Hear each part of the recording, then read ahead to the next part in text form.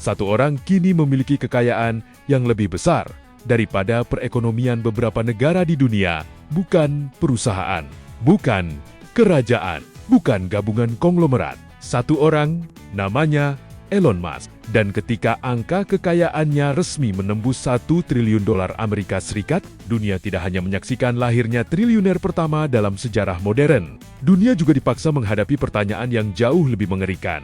Apa yang terjadi ketika satu individu memiliki kekuatan finansial yang mampu menyaingi bahkan melampaui sebuah negara? Jumat pagi di Wall Street menjadi momen bersejarah. Saham SpaceX melesat dalam debut publiknya dan mendorong total kekayaan. Elon Musk mencapai sekitar $1,05 triliun Amerika Serikat. Jika dikonversikan ke rupiah, nilainya mencapai lebih dari 17.000 triliun rupiah. Angka yang bahkan sulit dibayangkan. Untuk memahami betapa besarnya jumlah tersebut, kita harus berhenti membandingkan Elon Musk dengan para miliarder lain. Karena hari ini, pembandingnya bukan lagi Jeff Bezos, bukan lagi Bill Gates, melainkan negara. Ya, negara. Kekayaan pribadi Elon Musk kini disebut melampaui ukuran ekonomi tahunan sejumlah negara, yang selama ini dikenal sebagai kekuatan industri dunia. Ada negara yang memiliki jutaan penduduk, sistem pemerintahan lengkap, angkatan kerja besar, fasilitas kesehatan, pendidikan, hingga infrastruktur yang dibangun selama puluhan tahun. Namun secara nominal, nilai ekonomi yang mereka hasilkan dalam satu tahun masih berada di bawah kekayaan pribadi Elon Musk. Bayangkan, itu jutaan orang bekerja setiap hari untuk menghasilkan nilai ekonomi bagi negaranya. Sementara satu orang mampu mengumpulkan nilai yang bahkan lebih besar. Tentu saja, bagi para pendukungnya, pencapaian ini adalah bukti bahwa inovasi masih menjadi kekuatan terbesar di dunia modern. Elon Musk dianggap berhasil mengubah berbagai industri sekaligus. Melalui Tesla, ia mengguncang industri otomotif. Melalui SpaceX, ia mengubah bisnis peluncuran roket dan eksplorasi luar angkasa. Melalui Starlink, ia menghadirkan jaringan internet satelit yang menjangkau berbagai wilayah di dunia. Namun di balik kisah sukses tersebut, terdapat sisi lain yang mulai membuat banyak ekonom dan analis geopolitik mengangkat alis. Karena persoalannya bukan lagi soal kaya atau tidak kaya, melainkan soal kekuasaan. Sebab ketika seseorang memiliki sumber daya finansial yang begitu besar, ia tidak hanya mampu membeli aset, ia juga mampu membeli pengaruh. Dan disinilah sisi gelap fenomena triliuner mulai terlihat. Menariknya, naluri bisnis Elon Musk ternyata sudah muncul sejak masa kuliah. Saat menempuh pendidikan di Amerika Serikat, Musk dan rekannya menyewa sebuah rumah besar dekat kampus. Alih-alih menjadikannya tempat tinggal biasa, rumah tersebut disulap menjadi lokasi pesta akhir pekan. Ketika ratusan mahasiswa datang untuk berpesta, Musk justru tidak larut dalam keramaian.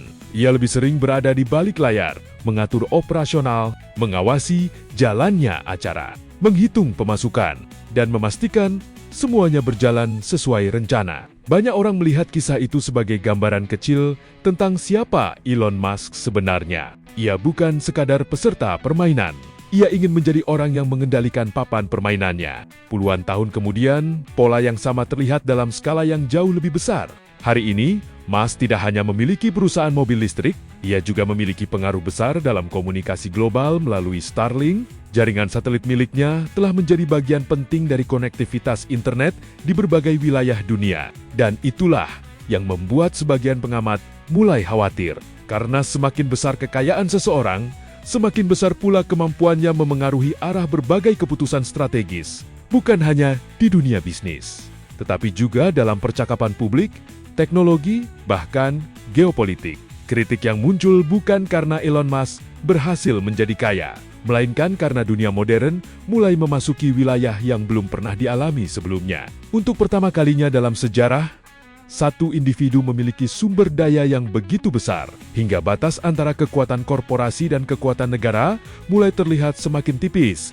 Fenomena ini memunculkan pertanyaan yang tidak mudah dijawab. Apakah dunia akan mendapat manfaat dari inovasi yang lahir dari tangan segelintir orang super kaya? Atau justru sedang menyaksikan lahirnya bentuk kekuasaan baru yang tidak dipilih melalui pemilu, tidak dibatasi masa jabatan, dan tidak tunduk pada mekanisme negara seperti yang selama ini kita kenal? Yang jelas, ketika Elon Musk resmi menyentuh angka $1 triliun, sejarah tidak hanya mencatat lahirnya manusia terkaya di muka bumi, Sejarah juga mencatat sebuah era baru, era ketika kekayaan satu orang bisa mulai dibandingkan dengan kekuatan sebuah negara. Dan mungkin untuk pertama kalinya, dunia harus bertanya siapa yang sebenarnya lebih berpengaruh hari ini.